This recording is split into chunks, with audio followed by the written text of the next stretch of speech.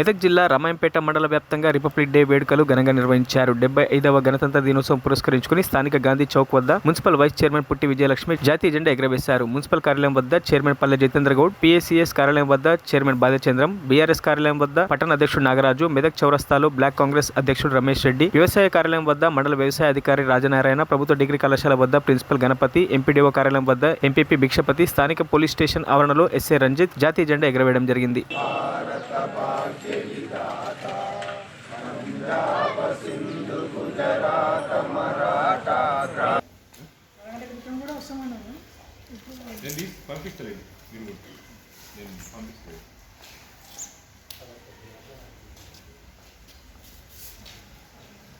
అమ్మ మీరు కొంచెం ముందు దగ్గర జరగండి. ఇంకా